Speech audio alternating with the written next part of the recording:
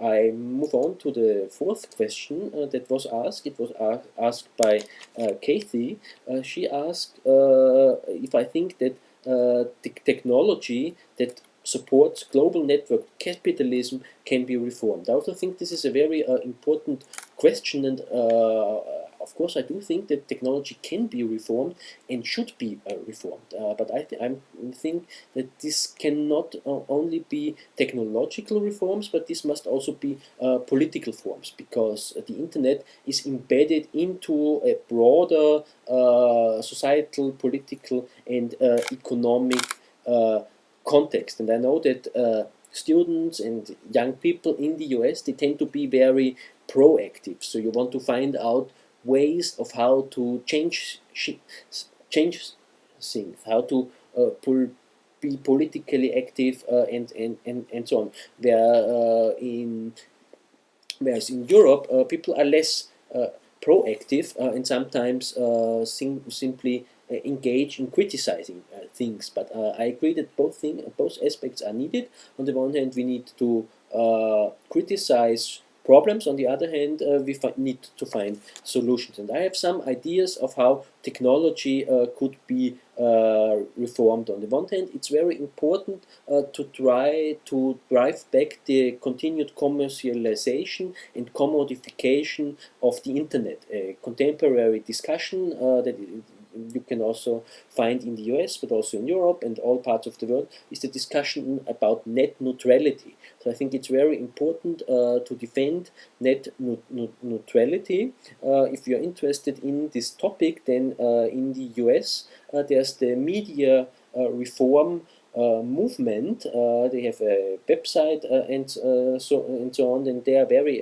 active in internet online politics. And the figure that is very important here is Robert McChesney, a political economist of media at the University of Urbana-Champaign. And I think it's a citizens movement really doing very concrete political steps towards reforming the media system and also the internet. So I think it's very worth checking out what they are doing and also maybe discussing it in your class. So I think the problem is really the corporate domination of the internet. And as I already said, I think it's important to strengthen alternative, non-commercial, non-profit forms of internet platforms by providing public funding for the establishment and operation of such platforms.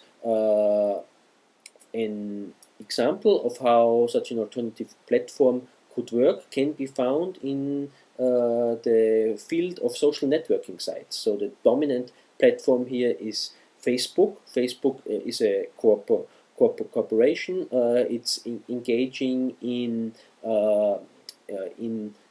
personalized advertising, so they collect a whole lot of data about you, about your usage behavior, about your personal interests, and so on, and they sell these data indirectly to other companies and transform it into money profit. And of course, the criticism that can frequently be heard of such commercial profit-oriented social networking sites is that it can pose privacy problems. And I think this is one aspect, but the other aspect is that they are making money out of your personal data and out of your usage behavior, and you're not being paid for it. Some internet scholars, including myself, argue that Web 2.0 users who upload a whole lot of data, produce user-generated content, and so on, are actually workers who are not paid. So it's an extreme form of exploitation, because your data and usage behavior, it's sold to other companies that engage in personalized advertising. And so this shows why companies such as Facebook really pose problems today.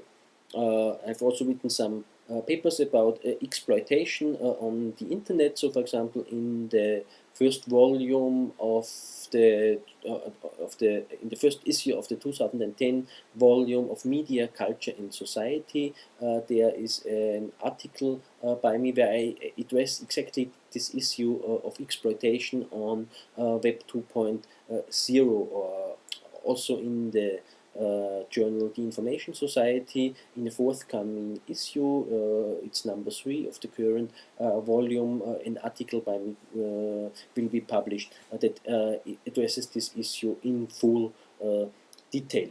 If you think, for example, of Google, then this platform also poses a problem. I mean, Google is the dominant search engine. Approximately 80 or more % of all searches are being conducted on Google, and Google knows a whole lot about you.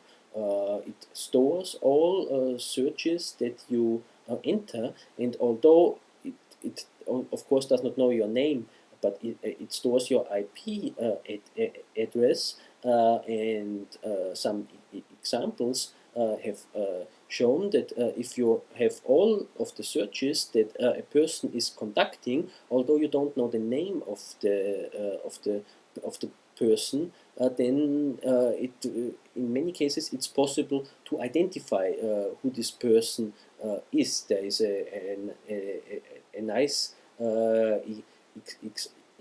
example based on an article that was published in the New York Times some time ago. So I think Google, Facebook, and all these corporations, they are really posing problems. So are there alternative models? Yes, there are. For example, Wikipedia is one of these alternative models. It's non-profit oriented. It's a public, operated by a public trust, and so on. But of course, that's in the terms of collaborative information production. But for example, in terms of social networking sites, which are one of the most frequently employed Web 2.0 programs or applications, there are also alternatives. For example, there is the social networking site KaiOo. It's relatively new. It's KAIOO. It's operated by the Open Networks Initiative, which is also a public trust. It's non-profit, non-commercial, non-advertising based. And the interesting thing here is that, of course, they, just like Google and Facebook, they have terms of use and they have a privacy policy.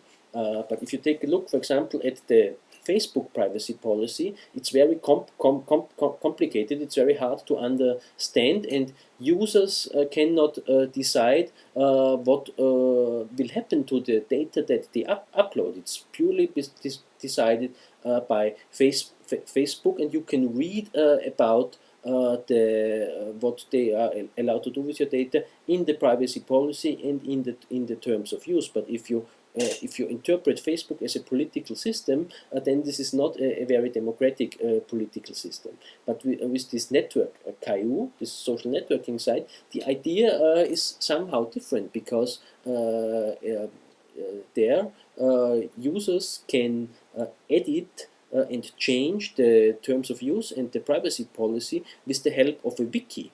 So it's more self-determined by the users what can happen to their data, and in addition, it's non-commercial and non-profit oriented. It's operated by a public trust, and I think this is a very interesting model also in terms of digital democracy, because I think the users should have a say in how platforms work, what they can do with the data, and so on. I think democratic models, democratic reforms of such platforms are needed, and there are examples such as this platform operated by the Open Networks Initiative, but they are not well known thus far. They only have few users, and so on.